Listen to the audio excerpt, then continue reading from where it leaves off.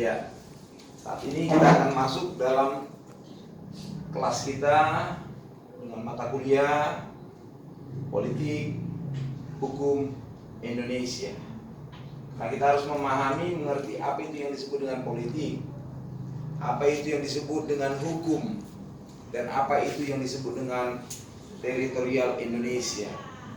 Kita sebagai warga negara, kita sebagai generasi muda, ya, calon-calon pemimpin, dan harus memahami yang disebut dengan politik hukum yang ada di negara kita Indonesia. Untuk itu kita akan memahami dan mempelajari dengan materi yang saat ini. Itu poin kedua. Menurut para ahli, di antara pandangannya adalah Patmo Wahyo dalam tulisannya menyelisik proses terbentuknya perundang-undangan. Forum Keadilan mengatakan politik hukum adalah kebijakan penyelenggara negara tentang apa yang dijadikan kriteria untuk menghukum sesuatu. Kebijakan itu dapat berkaitan dengan pembentukan hukum, penerapan hukum, dan penegakan hukum. Jadi semua itu bisa diartikan bahwa penegakan, penerapan, pelaksanaan hukum yang ada di negara kita memang sudah ada asasnya, ya, sudah dibentuk. Nah, hukum kita hukum tertulis dan sudah disampaikan lewat perundang-undangan yang dibuat. Ya. Di sini ada teori menurut Teguh M. Radi, pembaharuan dan politik hukum dalam rangka pembangunan hukum. Politik hukum sebagai suatu pernyataan kehendak penguasa mengenai hukum yang berlaku di wilayahnya dan mengenai arahan perkembangan hukum yang dibangun.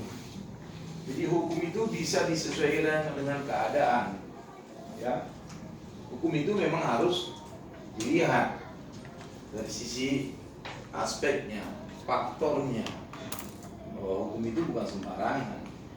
Dan dianggap hukum itu harus dimengerti dan diketahui oleh seluruh masyarakat. Kenapa? Dasar kita adalah hukum. Semua kita masyarakat, rakyat, pemuda harus tunduk pada hukum. Di hukum itu membuat satu aturan, membuat kita supaya mengerti dan memahami. Saya bisa bayangkan, atau kita bisa bayangkan kalau negara kita tanpa hukum. Oh, luar biasa. Siapa kuat, dia menang. Tapi karena ada dasarnya hukum, negara kita bisa teratur. Rakyat yang teratur, pemimpin yang teratur, semua diatur dengan hukum.